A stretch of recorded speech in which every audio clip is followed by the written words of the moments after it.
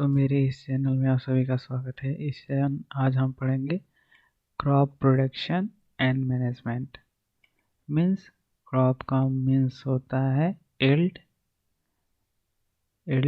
यानी कि जो हम अपने खेतों में बोते हैं, जैसे गेहूँ, चावल, बाजरा, सब्जियाँ और फल फ्रूट, ये सब हमारे क्या हो गए? क्रॉप हो गए। प्रोडक्शन मीन्स होता है कि हम कैसे उनको प्रोड्यूस करते हैं, मीन्स वो खेत में कैसे उगते हैं। एंड मैनेजमेंट मीन्स हम कैसे उसको सेव करते हैं, स्टोर करते हैं अपने घरों में। तो क्रॉप एंड प्रोडक्शन का मीन्स ये हो गया कि जब हम अपने फील्ड में फसल को उगाते हैं और फसल उग जाने के बाद उसको काटते हैं, काटने के बाद उसको हम अपने घर में रखते हैं, स्टोर करते हैं। तो ये चैप्टर का मीन्स हो गया ना। अब हम चलते हैं, लेसन को स्टार्ट करते हैं। इस चैप्टर में पहेली एंड भूजो है। Paheli and Bhoojo went to their uncle house during the summer vacation. Summer vacation के ड्यूरिंग पहेली और भूजो अपने अंकल के घर जाते हैं। Their uncle is a farmer. उनके अंकल एक फार्मर है, किसान है। One day they saw some tools like khurpi, sickle, shovel, plough etc in the field. एक दिन वो उस फील्ड में क्या देखते हैं? खुरपी देखते हैं, सिकल देखते हैं, हंसिया देखते हैं एंड शॉवेल देखते हैं। ये सब चीज़ें वो उस फील्ड में देखते हैं। भुजू जानना चाहता है कि where and how we use this tool, कि हम इन टूल्स का कहाँ और कैसे यूज करें। You have learned that all living organisms require food. आपको पता है कि जितने भी लिविंग ऑर्गेनिज्म हैं उनको फूड की रिक्वायर होती है। Plant can make their food themselves. Plant अपना फूड देमसेल्फ से बनाते हैं, खुद से बनाते हैं। Can you recall how green plant synthesise their food? क्या आपको याद है कि ग्रीन प्लांट कैसे अपने फूड को सिंथेसाइज करते हैं? Animal include human can not make their own food. Animals में अगर हम ह्यूमन की भी बात करें, एनिमल के साथ साथ अगर ह्यूमन की भी बात करें, तो वो स्वयं से अपना फूड नहीं बना सकते। सो where do you animal get their food?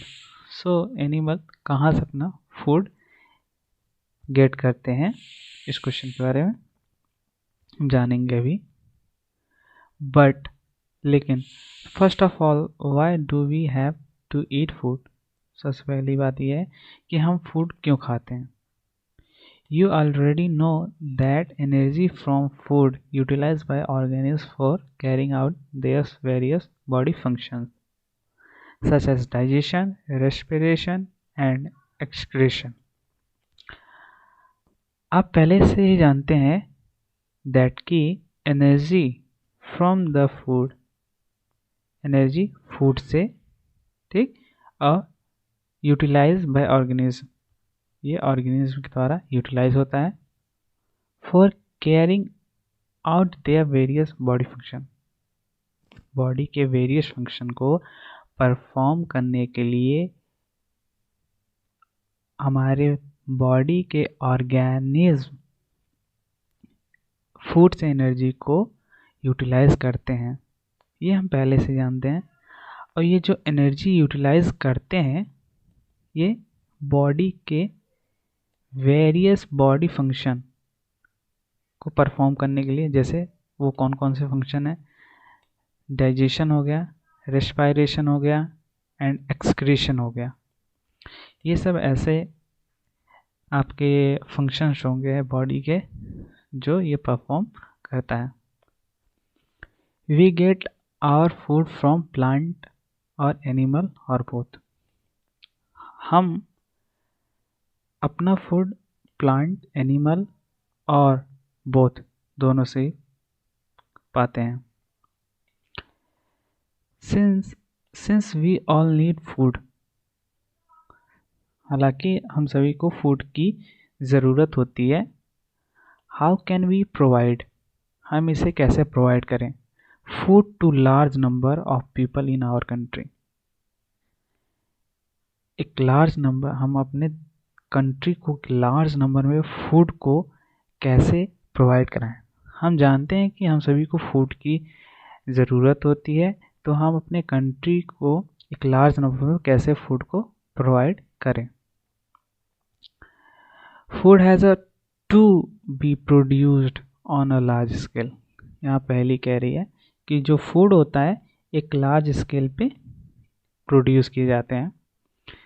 अब ये प्रोड्यूस करने के कुछ ऑर्डर होते हैं, ठीक, फूड प्रोड्यूस करने के कुछ ऑर्डर होते हैं। वो कौन कौन से ऑर्डर होते हैं अभी हम देखते हैं।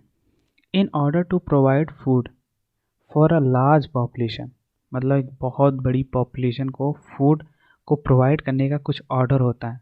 क्या ऑर्डर होता है कि हम रेगुलर प्रोडक्शन करें, क्या प्लांट का रेगुलर प्रोडक्शन करें टाइम टू टाइम, फिर उसको क्या करें, प्रॉपर मैनेजमेंट, क्या उसको स्टोर करें, उसको संभाल के रखें, उस पर वो ख़राब ना हो जाए। इन सब चीज़ों को ध्यान में रखते हुए हम क्या प्रोडक्शन, यानी जो ग्रेन्स होते हैं या फिर जो इल्ड होती हैं, जो क्रॉप्स होती हैं, हम उनको मैनेज करते हैं। बहुत सारी जगहों, फैक्ट्रियों में, घरों में, तो इन सब जगह हम उसको मैनेज करके अच्छे से रख देते हैं, जैसे कि वो ख़राब ना हो, इन डायनेमिक कंडीशन हम उसको यूटिलाइज कर सकें इन फ्यूचर। फिर उसका क्या करें, हम डिस्ट्रीब्यूशन करें, और डिस्ट्रीब्यूशन बहुत ज़्यादा ही नेसेसरी होता है। तो क्या होता है कि हम रेगुलर उसका प्रोडक्शन करें और फिर उसका हम प्रॉपर मैनेजमेंट करें, फिर उसका हम सभी में क्या डिस्ट्रीब्यूट कर दें। एग्रीकल्चरल प्रैक्टिसेस, देखिए एग्रीकल्चरल प्रैक्टिसेस यानी कि एग्रीकल्चर यानी कि फसल उगाने की कुछ सिस्टम्स होते हैं, कुछ कस्टम्स हैं। सिस्टम नहीं कह सकते हैं आप, कस्टम कह सकते हैं। हमारे इंडिया में फसल उगाने की कस्टम अलग है, बहुत जगह कस्टम अलग अलग होते हैं। पहले की कस्टम क्या थे और आज की कस्टम क्या है, तो देखते हैं। पहले का मतलब ये है कि हमारे हिस्ट्री में कैसे लोग फसल उगाते थे, कैसे उन्होंने स्टार्ट किया, तो यही सब हम देखेंगे। टिल 10,000 BCE, 10,000 साल पहले, पीपल वर नोमैडिक। पीपल्स क्या थे, नोमैडिक थे, यानी कि वो एक प्लेस से दूसरे प्लेस पे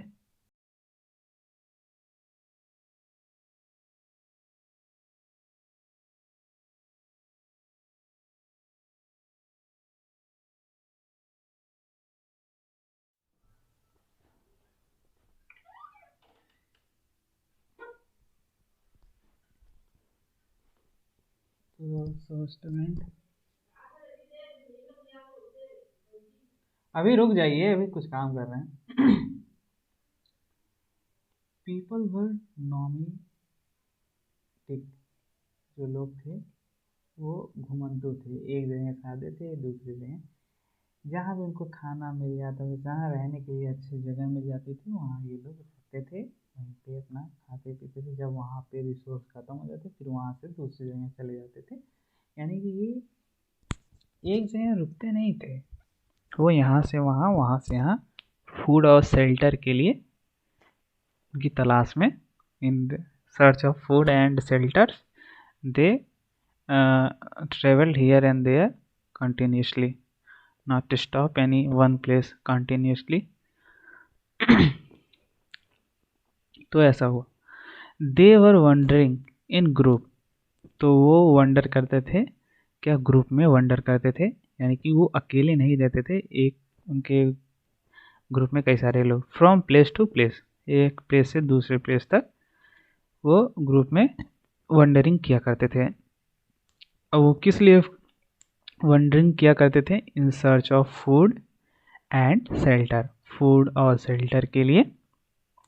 फूड मीन्स होता है जो हम बॉडी को एनर्जी देने के लिए हम खाते हैं, ईट करते हैं, ईडेबल सब्सटेंस को खाते हैं, उसे फूड कहते हैं।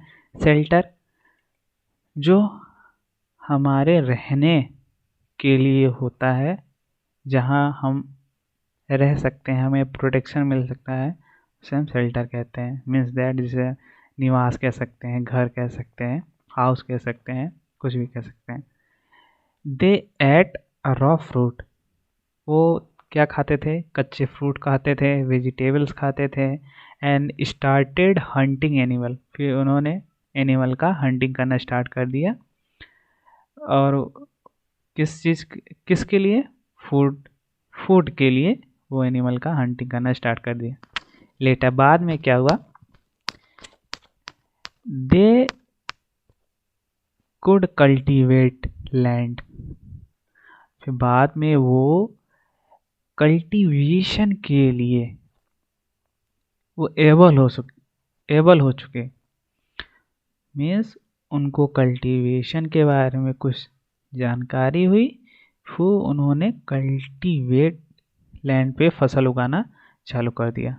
एंड और प्रोड्यूस राइस, और राइस उन्होंने उगाया, वीट को उगाया, एंड अदर फूड क्रॉप, और बहुत सारे फूड क्रॉप्स को उन्होंने उगाया। थस इस तरीके से एग्रीकल्चर बॉर्न हुई, इस तरीके से एग्रीकल्चर आया। When plant of same kind are cultivated at one place on a large scale, देखिए जैसे कि ये एक बहुत बड़ा फील्ड हो गया, या फिर कह सकते हैं एक बहुत बड़ा शहर हो गया। इस शहर में बहुत सारे गांव हैं, वन साइड एरिया और वन साइड शहर है। तो गांव में जनरली खेत होते हैं, ऐसे करके बहुत सारे ऐसे खेत होते हैं। गांव में घर भी बहुत कम होते हैं, तो एक बहुत बड़े एरिया में क्रॉप को उगाया जाता है, और वो भी सेम टाइप के क्रॉप होने चाहिए। जैसे कि जब हम वीट उगाते हैं तो हम पूरे खेत में काफ़ी लार्ज एरिया तक देखेंगे, वहाँ पे केवल वीट की ही क्रॉप होती है। वही या फिर जब राइस की खेती होती है तो एक बहुत बड़े लार्ज एरिया पे राइस ही के प्लांट होते हैं, उसके अलावा और कुछ भी नहीं होते हैं।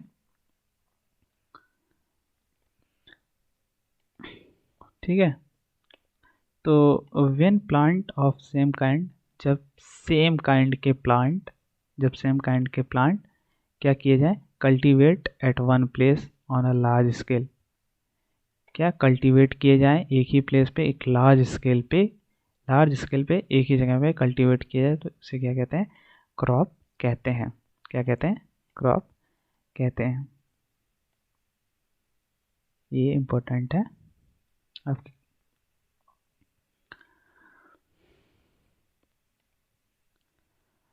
अब एग्जाम्पल के लिए, for example crop of wheat, यानी कि गेहूं की फसल।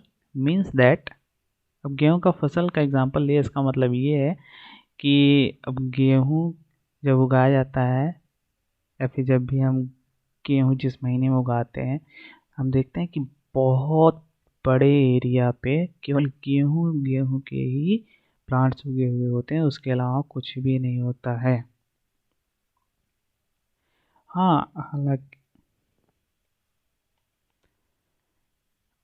All the plant grow in field are that of wheat. जितने भी प्लांट होते हैं फील्ड में वो किसके ही होते हैं, वीट के ही होते हैं।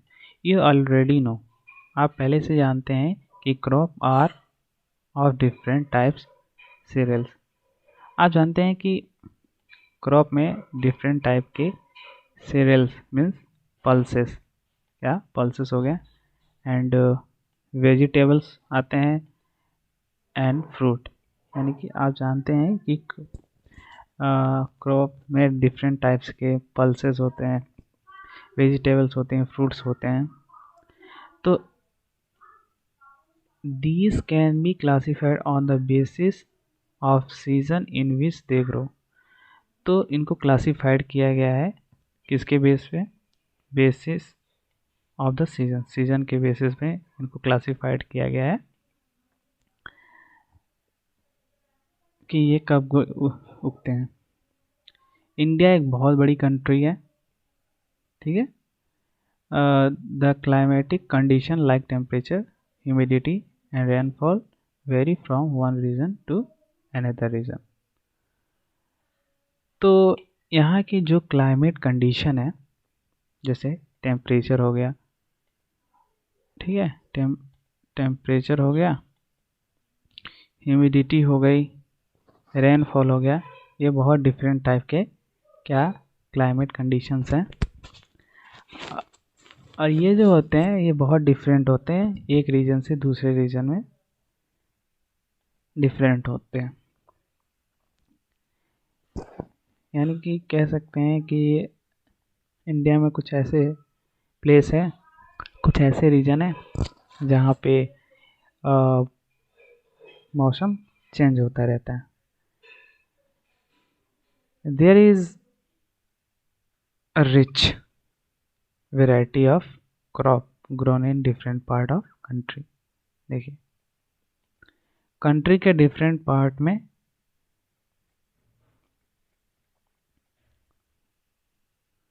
क्या बहुत तरीके के क्रॉप्स उगाए जाते हैं।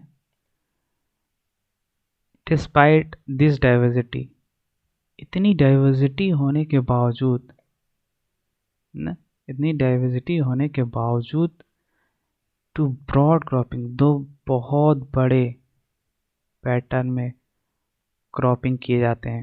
यानी कि इस इंडिया में इतनी बड़ी डाइवर्सिटी होने के बावजूद भी यहाँ पे दो खेती बहुत किए जाते हैं। पहला हो गया खरीफ क्रॉप हो गया और दूसरा हो गया रबी क्रॉप। तो भारत में जनरली केवल दो ही तरीके की क्रॉपिंग होती है, खरीफ क्रॉप होता है, रबी क्रॉप होता है। यानी कि यहाँ पे जितने पहले भी मैंने डिस्क्राइब किया है कि प्लांट या हम कह सकते हैं कि वेजिटेबल्स, फ्रूट एंड सीरियल्स, ये क्लासिफाइड किया on the basis off season. और सीजन कई तरीके के होते हैं, लेकिन हमारे यहाँ जो क्रॉपिंग की जाती है केवल दो पैटर्न पे की जाती है, एक खरीफ क्रॉप होता है, एक रबी क्रॉप होता है। देखिए खरीफ क्रॉप क्या होता है। Kharif crop the crop which are sown in rainy season is called kharif crop. यानी जिस क्रॉप को हम रेनी सीजन में सोन करते हैं, बोते हैं, उसे क्या कहते हैं, खरीफ क्रॉप कहते हैं। क्या कहते हैं, खरीफ क्रॉप कहते हैं।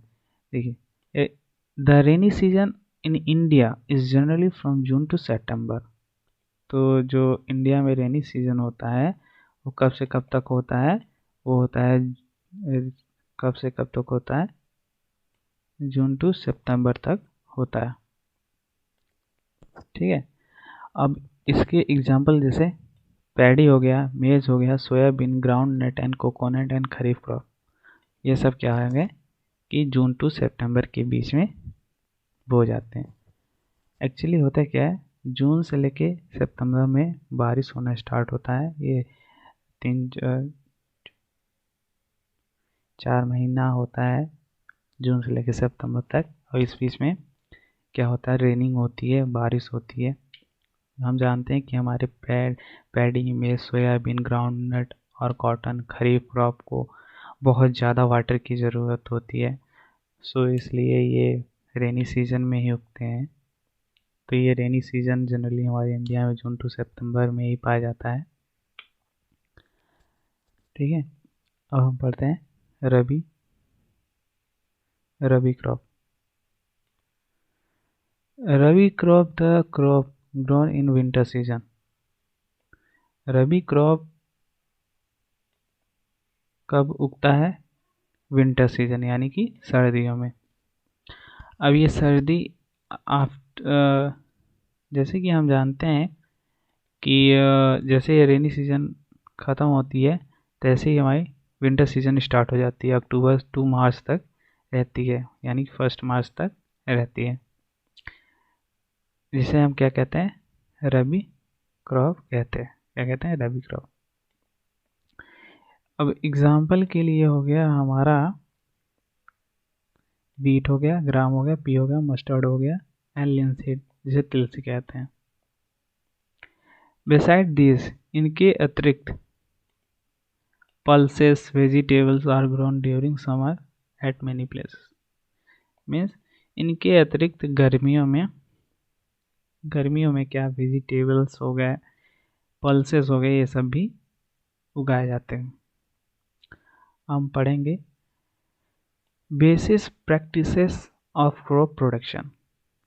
देखिए, क्रॉप प्रोडक्शन को प्रोड्यूस करने के लिए बहुत सारे प्रैक्टिसेस किए जाते हैं, बहुत सारे वर्क किए जाते हैं। वो वर्क क्या क्या करना पड़ता है एक क्रॉप को उगाने से पहले, सो उसी के बारे में यहाँ पे डिस्क्राइब किया गया है। Why paddy can not be grown in winter season. Paddy को, धान को सर्दियों के मौसम में क्यों नहीं उगाया जाता है? देखिए, जनरली हम जानते हैं, जनरली अभी हमने पढ़ा कि वीट को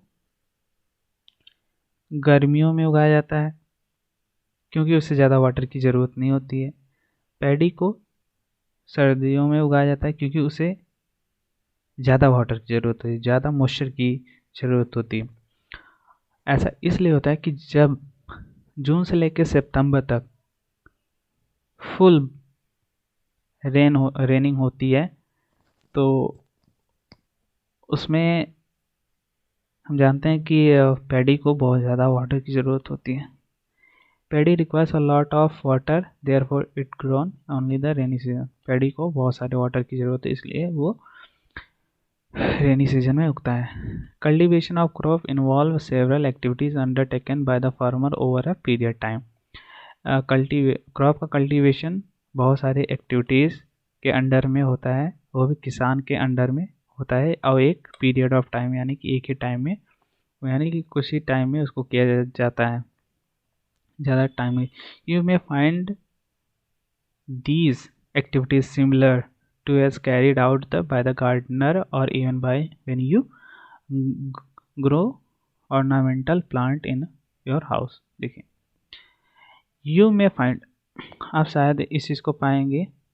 आप जो किसानी होती है वो लगभग जैसे कि हमारे गार्डनर होता है, गार्डनर क्या करता है, खाद देता है, मिट्टी को क्या करता है, मिट्टी को टर्न करता है, लूज करता है, फिर उसमें मैन्योर्स, फर्टिलाइजर्स डालता है, पानी टाइम टू टाइम देता है, तो ये करता है। तो फार्मर भी इसी तरह के सिमिलर काम करता है, या चाहे ये काम गार्डनर करे चाहे आप, लेकिन इसी तरीके से आप, या फिर जो आप ऑर्नामेंटल प्लांट अपने घर में उगाते हैं, तो जो काम करते हैं उसको उगाने के लिए, या फिर जो गार्डनर करता है, ये उसी के सिमिलर में इस चीज़ को आपने देखा होगा, या फिर अगर आपने किया होगा, किसी प्लांट को उगाया हो तो उसमें क्या क्या करना होता है, तो वो सारी चीज़ें सेम होती हैं, किसके जैसे एक फार्मर काम करता है। दिस एक्टिविटी और टास्क है रिफर्ड, देखिए ये जो एक्टिविटीज़ और टास्क है ये रिफर्ड एज एग्रीकल्चरल प्रैक्टिसेस में किए जाते हैं विच आर लिस्टेड बिलो। पहला हम क्या करते हैं, सॉइल को प्रिपेयर करते हैं। सेकंड क्या होता है, सॉइंग करते हैं, सीड को मिट्टी में डालते हैं। एडिंग मैन्योर एंड फर्टिलाइज़र, हम उसमें मिट्टी में मैन्योर फर्टिलाइज़र को ऐड करते हैं। इरिगेशन करते हैं, वाटरिंग करते हैं मिट्टी में। Protection from weeds, unwanted plant से हम उसको प्रोटेक्शन करते हैं। हार्वेस्टिंग करते हैं, यानी कि उसको कटिंग करते हैं जब वो पक जाते हैं, फिर उसको स्टोर करते हैं। तो ये कितने 7 हैं जो आपके क्या हैं, एग्रीकल्चर प्रैक्टिसेस हैं, काम है जो ये किए जाते हैं और ड्यूरिंग टाइम में किए जाते हैं। प्रिपरेशन ऑफ सॉइल, पहला हमारा प्रिपरेशन ऑफ सॉइल के बारे में पढ़ेंगे। देखिए प्रिपरेशन ऑफ सॉइल में क्या होता है, the preparation of soil is the first step for growing a crop. देखिए सॉइल का मतलब फर्स्ट स्टेप जो होता है वो सॉइल को प्रिपेयर करना होता है, ठीक, बोने से पहले, क्रॉप को ग्रोइंग करने से पहले यानी बोने से पहले उसको सॉइल को प्रिपेयर किया जाता है, ठीक है। तो one of the most important task agriculture is turn off the soil लूजन it. देखिए सबसे इम्पोर्टेंट टास्क क्या होता है, सबसे इम्पोर्टेंट टास्क होता है कि सॉइल को क्या किया जाए, टर्न किया जाए एंड लूजन इट किया जाए, टर्न किया जाए, उसको लूज किया जाए, ठीक है। This allow the root penetrate deep into the soil. देखिए तो ये जो रूट होता है, पेनेट्रेट मीन्स धंसना, ठीक है, सॉइल में धंसने में हेल्प करता है। जैसे कि हम ना, the loose soil allow the root breathe easily even when you deep into the soil. क्या होता है कि जब आप सॉइल को लूज कर देते हैं, टर्न कर देते हैं, लूज कर देते हैं, तो इससे क्या होता है कि सॉइल के अंदर रूट आसानी से जा सकता है, उसको ज़्यादा प्रॉब्लम नहीं होगी अंदर जाने में, चूँकि वो लूज है सॉइल, और रूट को ब्रीथ करने में आसानी होती है, ठीक है। Why does the loosing of the soil allow the root to breathe easily. ऐसा क्यों होता है कि जो जब मिट्टी को लूज कर दिया तो वो ब्रीथ करने में ईजिली क्यों होता है। The लूजन soil help in growth of earthworm and microbe present in the soil. तो ये देखिए, तो जो सॉइल को लूजन किया जाता है तो वो क्या करता है, अर्थवॉर्म माइक्रोब्स जो सॉइल में प्रेजेंट होते हैं उनको क्या ग्रोथ करने में हेल्प करता है, क्या करता है, ग्रोथ करने में हेल्प करता है। These organisms are friend of farmer since they further turn loose the soil and humus to it। देखिए तो ये जो माइक्रोब्स हैं ये किसान के क्या हैं, ये जो फार्मर्स के क्या हैं, फ्रेंड है। ये क्या करते हैं, सॉइल को लूज करते हैं, क्या करते हैं, सॉइल को लूज करते हैं और उसमें ह्यूमस को ऐड करते हैं। But why the soil need to be turn and loosened. तो सॉइल को टर्न करने की क्या ज़रूरत है, उसको लूज करने की क्या ज़रूरत है। ये कह रहा है कि जब ये ऐसा काम करते हैं, माइक्रोब्स ऐसा काम कर देते हैं, तो उसको टर्न करने की क्या ज़रूरत है। कह रहा है कि you have learned previous class soil contain mineral. आप जानते हैं पिछली क्लास में आपने पढ़ा कि जो सॉइल होता है वो मिनरल्स को कंटेन किया होता है, air water, air and some living organism. कह रहा है कि आपने प्रीवियस क्लास में पढ़ा कि सॉइल में contain minerals, water, air and some other living organism होते हैं। इन एडिशन में क्या होता है कि dead plant and animal get decompose by soil organism. Soil organism में जो भी डेड प्लांट्स ऑर्गेनिज्म होते हैं वो क्या हो जाते हैं, डिकम्पोज होते हैं In this way, various nutrients in the dead organism are released back into the soil.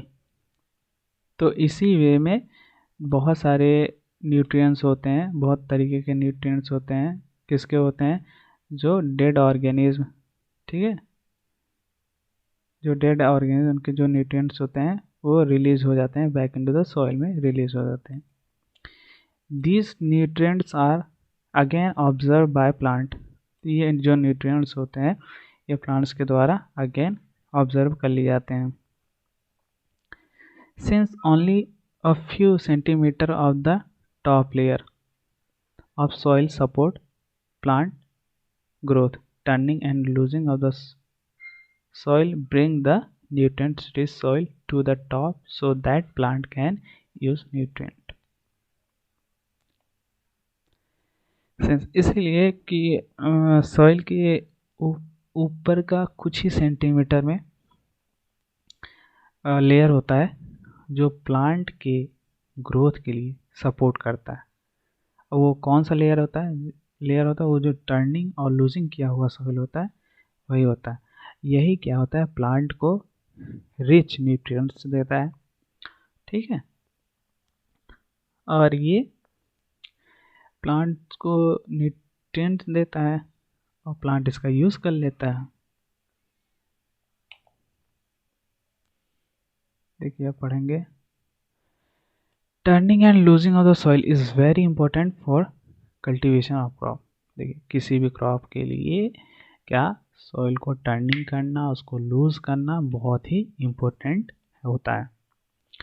This process of losing and turning of soil, tilling and plotting. देखिए सॉइल को टर्न करना और लूज करना, सॉइल को क्या करना? लूज करना and turn करना क्या कहलाता है? टीलिंग या फिर प्लॉटिंग कहलाता है। क्या कहलाता है?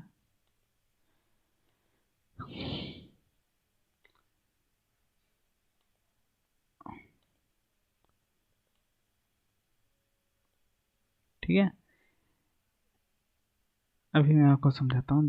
जैसे देखिए ये खेत है, खेत में सबसे पहले हम क्या करते हैं? जैसे कि आप किसान के बच्चे हैं या फिर आपने किसानी देखी होगी, तो उसमें क्या किया जाता है कि खेत चाहे जैसे भी हो, ठीक है, तो इस खेत को हम ट्रैक्टर से क्या करते हैं?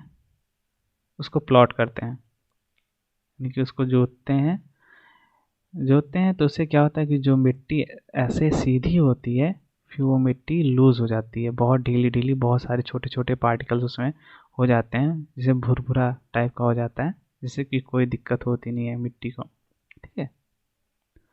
फिर उसको ट्रैक्टर के पीछे एक क्या होता है कि जो सॉइल होता है, सॉइल में बहुत सारे, जैसे कि जब ट्रैक्टर उसको प्लॉटिंग करता है तो उसमें बहुत सारे ये ऐसे टाइप के बहुत बड़े बड़े मिट्टी के ढेर लग जाते हैं, तो उनको क्या किया जाता है? सिंपली उनको तोड़ा जाता है।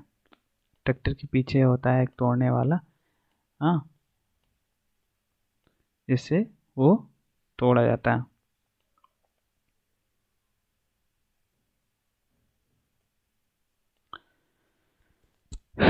जिसे क्रम्प कहते हैं, ठीक है।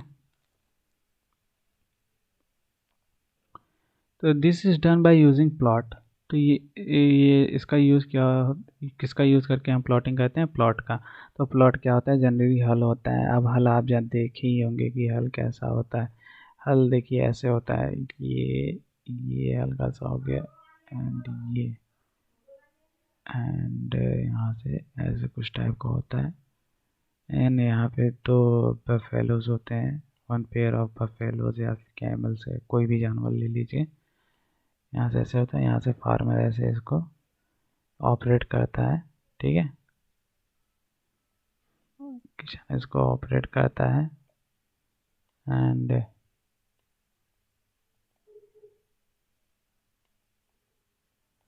किसान यहाँ से इसको ऑपरेट करता है। जो सॉइल होता है ऐसे अपने आप प्लॉट होती चली जाती है। और किसान की, और जैसे ट्रैक्टर हो गया, ट्रैक्टर का ये मान लीजिए ये उसका आयरन हो गया जिससे वो खेत को प्लॉट करता है। इसे जस्ट ही बंधा हुआ एक लकड़ी का होता है, जिससे क्या होता है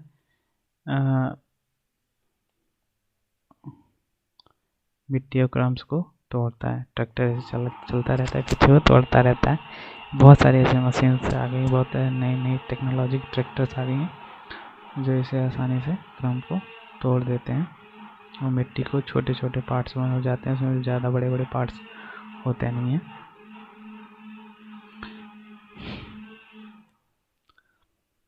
तो this is done by plot. ये प्लॉट हल के द्वारा या फिर ट्रैक्टर्स के द्वारा। प्लॉट बहुत तरीके के होते हैं। ट्रैक्टर हो गया है, प्लॉटिंग पहले ज़माने में बहुत तरीके की प्लॉटिंग की जाती थी। फर्सेस की जाती थी, फावड़ा कहते हैं। Plots are made of wood and iron. जो प्लॉट यानी कि जो हल होता है वो किसका बना होता है? वुड और लकड़ी का बना होता है। नीचे जनरली आपने देखा भी होगा कि जो नीचे वाला पार्ट होता है ये लोहे का होता है, ये पूरा लकड़ी का होता है। यहाँ से यहाँ तक पूरा लकड़ी का नीचे वाला, चूँकि तभी तो ये प्लॉटिंग अच्छे से कर पाएगा। तो इस टाइप का ये होता है।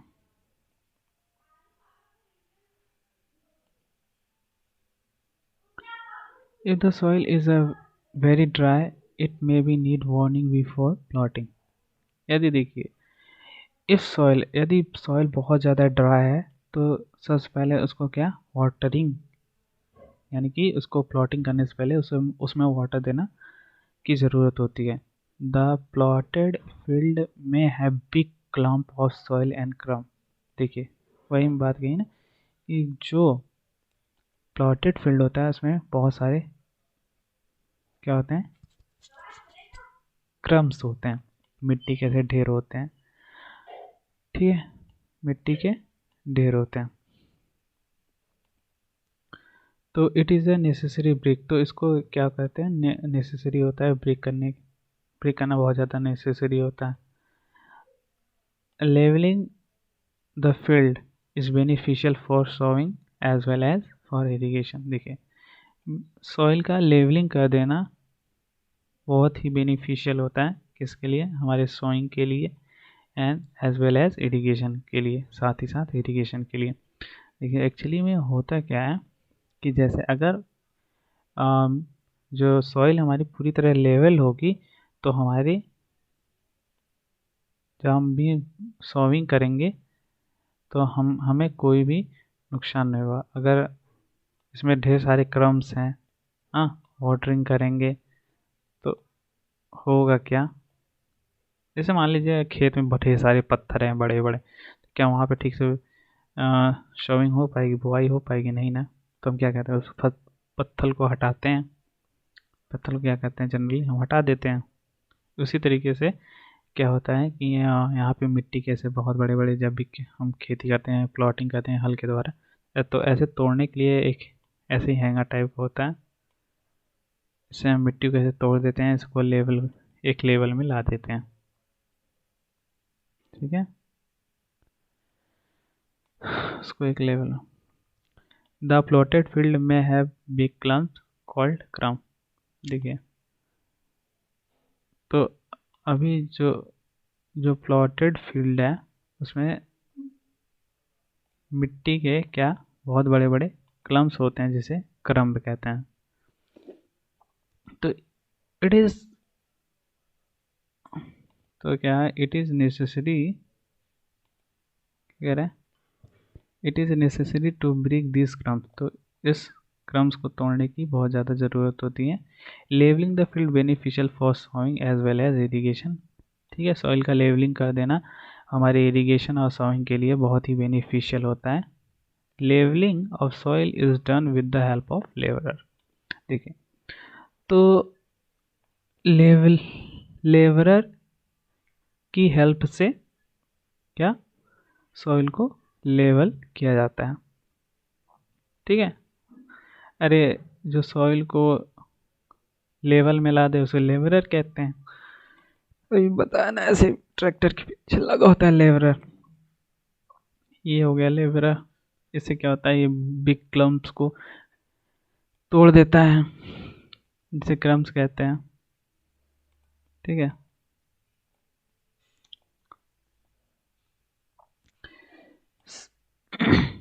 समटाइम कभी कभी manure is added to the soil before tilling.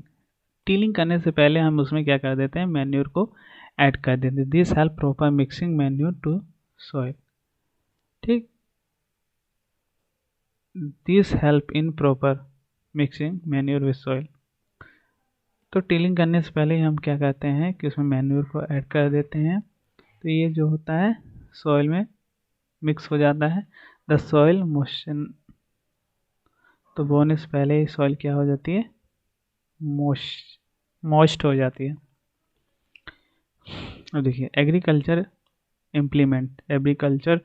के इम्प्लीमेंट्स मीन्स दैट औजार कह सकते हैं। बिफोर सोइंग सीड बोने से पहले, ठीक है, it is necessary to break soil clump better yield. एक बेटर यील्ड के लिए सॉइल को के क्लम्प्स को तोड़ने की ज़रूरत होती है। This is done with the help of various tool. तो ये जो होता है और डिफरेंट टाइप के वेरियस टूल्स होता है। The main tool used for this purpose are plot, view and the cultivator. तो ये जो होता है किसके यूज़ करने से होता है, प्लॉट, हल जिसे कहते हैं, HOE होए आपको बता देते हैं यहीं पे।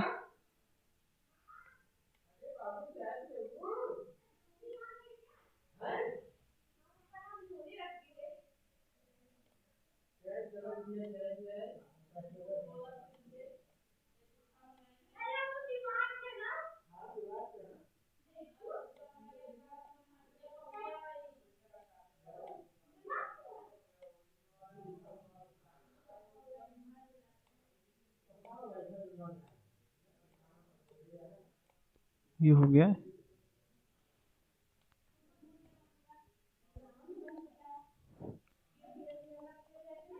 तो ये हो गया आपका होए।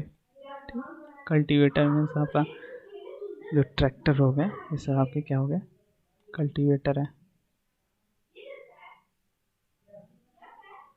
ठीक,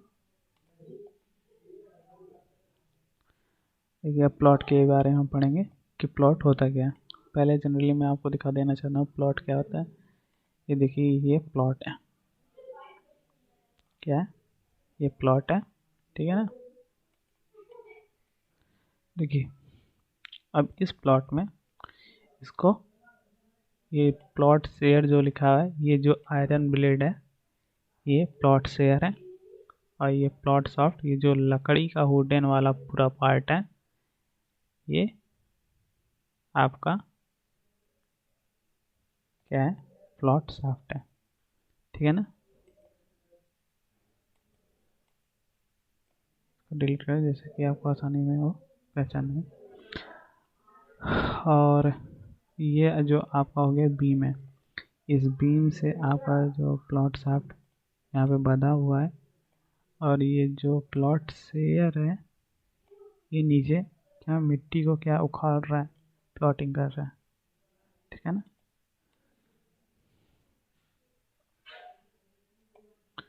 सो अपने प्लॉट को देख के लिया, हुई को भी आपको दिखा देते हैं।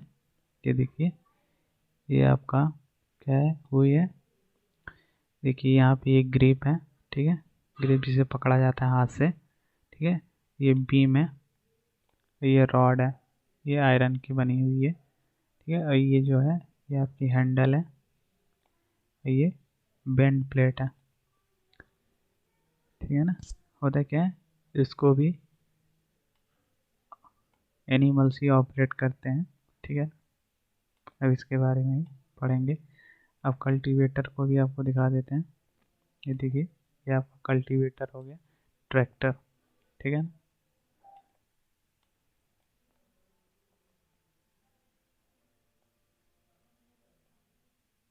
देखिए plot, this is a being used since ancient time, tilling soil, adding fertilizer, crop, removing weeds and turning the soil, ठीक है ना। एक है प्लॉट एशियन टाइम में, में इसका यूज़ होता था किस चीज़ के लिए, टीलिंग करने के लिए, सॉइल को टील करने के लिए, ठीक है। फर्टिलाइज़र क्रॉप में फर्टिलाइज़र को डालने के लिए, और वीड्स को रिमूविंग करने के लिए, और सॉइल को टर्न करने के लिए। देखिए अब मैं आपको बताता हूँ कि फर्टिलाइजर इसमें कैसे ऐड किया जाता था।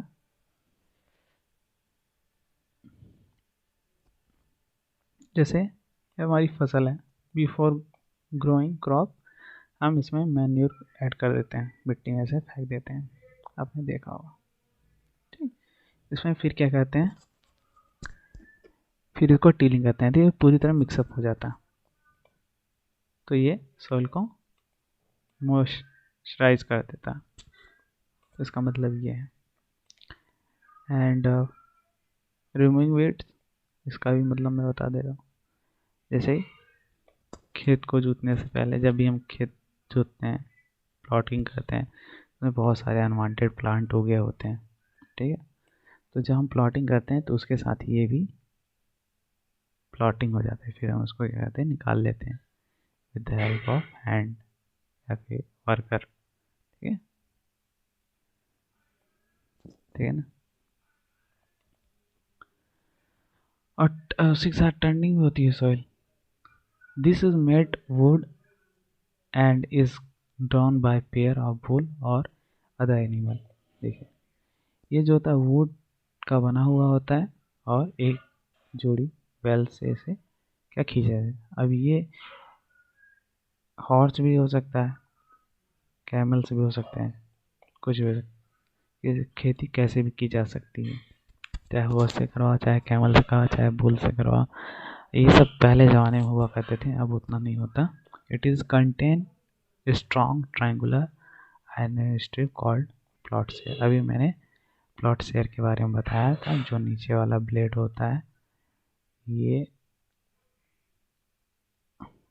प्लॉट शेयर होता है। कैसा होता है ये होता है स्ट्रॉन्ग ट्रायंगुलर आयरन स्ट्रिप होता है, स्ट्रॉन्ग ट्रायंगुलर आयरन स्ट्रिप होता है, जिसे क्या कहते हैं, जिसे हम कहते हैं प्लॉट शेयर, कहते हैं प्लॉट शेयर कहते हैं, ठीक है ना, प्लॉट शेयर कहते हैं। The main part of the plot is long log of wood which is called plot shaft। तो जो आपका क्या होता है, ये प्लॉट हो गया, ठीक है। इसका जो ये लंबा सा होता है लकड़ी का ये होता है, उसे हम प्लॉट शाफ्ट कहते हैं। क्या कहते हैं, प्लॉट शाफ्ट कहते हैं। क्या कहते हैं, प्लॉट शाफ्ट कहते हैं।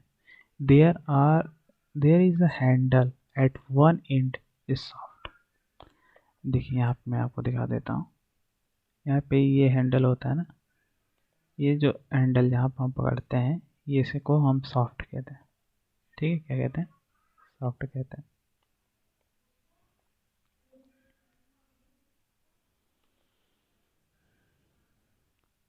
The other end is attached to beam which is placed on the bull neck। और जो दूसरा होता है वो बुल के नेक पे अटैच होता है। One pair of bull man can easily operate the plot. मतलब एक बैल की जोड़ी और एक मैन उसको आसानी से ऑपरेट कर सकता है, चला सकता है। आप फिगर में ये देख सकते हैं, इसमें दो बैल हैं, इसमें एक मैन है जो आसानी से उसको ऑपरेट। अब hoe, it is a simple tool which is use to remove weeds and loosing the soil. एक सिंपल टूल होता है, ठीक है, जो वीड्स को रिमूव करता है एंड सॉइल को लूज करता है। It is a long road of would iron. इसमें एक बहुत बड़ी लॉन्ग रॉड होती है, आयरन की होती है। Is strong broad bend plate. इसमें एक स्ट्रॉन्ग ब्रॉड चौड़ी बेंड झुका हुआ हल्का सा एक आयरन की प्लेट फिक्स्ड होती है to one of its end, इसके एंड में, ठीक है, और एंड वर्क लाइक ब्लेड, और ये ब्लेड की तरह काम करता है। ब्लेड मीन्स होता है छीलना या फिर खोदना। It is pulled bye animal, ये क्या, ये जो होता है ये एनिमल के द्वारा पुल किए जाते हैं, ठीक है। Cultivator, now day plotting is done by tractor driven cultivator, ठीक है। अब इस टाइम में नाउ डे जो प्लॉटिंग होता है वो ट्रैक्टर के द्वारा होता है, ट्रैक्टर चला के किया जाता है, ठीक है। Cultivator, now day plotting is done by tractor driven cultivator, मतलब ट्रैक्टर को चला के कल्टीवेट किया जाता है। The main use of cultivator save labour and time, देखिए तो ये जो कल्टीवेटर का जो मेन यूज हो जाता है, इससे क्या होता है कि लेबर और टाइम, मेहनत और समय दोनों बच जाते हैं। सॉइंग, बीज बोना हम पढ़ेंगे, तो इसमें क्या है कि sawing is a important part of crop production, ये भी बीज बोना एक बहुत महत्वपूर्ण पार्ट है क्रॉप का। बिफोर सॉइंग, बीज बोने से पहले हम क्या करते हैं कि good quality clean and healthy seed of good variety are selected, जो हेल्थी और गुड सीड होते हैं उनको हम क्या करते हैं, सिलेक्ट कर लेते हैं, अच्छी क्वालिटी के उनको साफ कर लेते हैं और अच्छे से उनको छटैया कर लेते हैं, वेराइटी सिलेक्टेड उनको सिलेक्ट कर लेते हैं। Farmer prefer to use seed which give high yield, farmer जो होता है उसको यूज़ करता है हाई यील्ड, अच्छी खासी यील्ड के लिए। सिलेक्शन ऑफ सीड, सीड का सिलेक्शन हम कैसे करते हैं। वन डे आई सॉ, एक दिन मैंने देखा कि मेरी मदर कुछ ग्रेन सीड को एक वेसल्स में क्या कर रही थी, रखी और उसमें क्या पानी को ऐड कर दी। आप कुछ मिनट बाद कुछ सीड फ्लोटिंग होना स्टार्ट हो गए पानी के ऊपर। मैं वंडर हुई कि why some seed float on water, flow in water, पानी भी क्यों तैर रहता है। टेक बीकर, एक बीकर ले लीजिए, उसको आधा पानी से भर दीजिए और एक मुट्ठी वीट लीजिए, वीट के सीड ले लीजिए एंड उसको उसमें अच्छी तरह से मिला दीजिए कुछ समय के लिए। क्या सीड वाटर के ऊपर फ्लोट होना स्टार्ट हुए। तो जो लाइटर या फिर जो हैवियर, जो क्या हैवियर से भी लाइटर थे, वो जो लाइटर से भी हैवियर थे वो नीचे सिंक हो गए। क्यों क्यों लाइटर नहीं, जो हल्के थे वो क्यों नहीं डूबे। तो वो जो डैमेज सीड हुए होते हैं उनमें छेद होते हैं और वो हल्के हो जाते हैं, इस कारण से वो पानी के ऊपर तैरने लगते हैं। ये बहुत ही अच्छा मेथड है, ठीक है, सीड को सेपरेट करने के लिए। इससे क्या होता है, हेल्थी सीड क्या सेपरेट हो जाता है, किसी डैमेज वाले सीड से सेपरेट होता है। बीज होने से पहले एक बहुत ही महत्वपूर्ण टास्क होता है यह जानना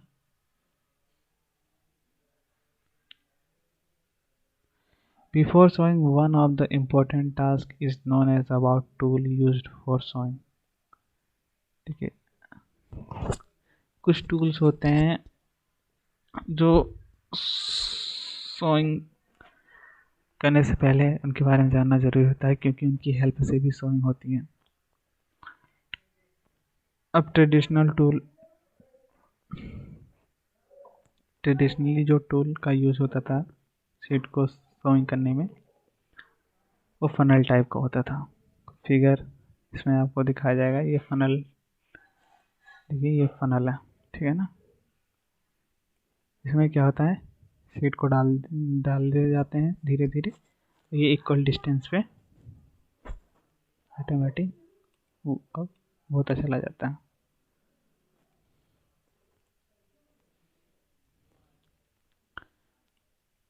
the seeds are filled into the funnel, funnel में सीड्स को भरा जाता है, ठीक, और उनसे सीड को गुजारा जाता है दो दो तीन तीन करके, ठीक है।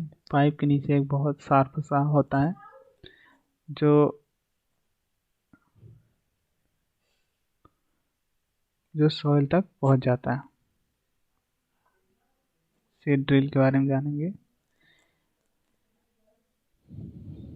ये देख लीजिए सीड ड्रिल ये होता है, ठीक है ना।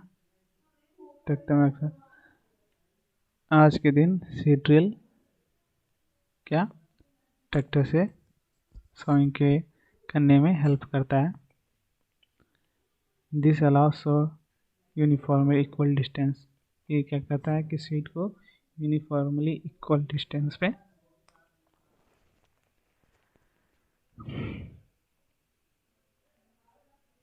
शो करता है, ये इक्वल डिस्टेंस व्यक्त करता है। Soil after sowing, this is protect seed from the heat and बाइबर। तो ये जो सीड ड्रिल से हम जो बीज को बोते हैं, ये बहुत हेल्प करता है, जिससे क्योंकि इससे ये होता है कि सीड हमारी जो ज़मीन के अंदर चली जाती हैं, जिससे कि चिड़िया पक्षी जो होते हैं वो हमारे सीड को नहीं खा सकती। मेरे स्कूल के पास एक नर्सरी है, मैंने पाया कि वहाँ पे कुछ छोटे छोटे प्लांट थे जो बैग में रखे थे। तो उनको उसमें क्यों रखा गया था, कुछ प्लांट के सीड जैसे पैडी हो गए, सबसे पहले उनको नर्सरी में उगाया जाता है। जब ये उग जाते हैं, ठीक है, जब इनमें सीडलिंग हो जाती है तब इनको मैनुअली ट्रांसप्लांटेड किया जाता है, किसमें, मैनुअली फील्ड में। कुछ फॉरेस्ट में और फ्लावरिंग प्लांट भी उसमें उगाए जाते हैं, लेकिन फिर उसको ट्रांसप्लांट कर दिया जाता है। देखिए सीड को एक अप्रोप्रिएट डिस्टेंस में बोने से क्या होता है कि ये जो प्लांट की ओवर क्राउडिंग होती है उससे बच जाते हैं। यानी कि हम कह सकते हैं कि ओवर क्राउडिंग नहीं होना चाहिए, ये बहुत ज़्यादा नेसेसरी है। सफिशिएंट सनलाइट, उसको ऐसा इसलिए होता है, ऐसा इसलिए करना चाहिए क्योंकि उसको सफिशिएंट लाइट मिल सके एंड न्यूट्रिएंट मिल सके, वाटर अच्छे से मिल सके, ठीक है, ठीक है। होता है कि इसी दौरान कुछ प्लांट जो होते हैं ओवर क्राउडिंग के लिए निकाले जाते हैं।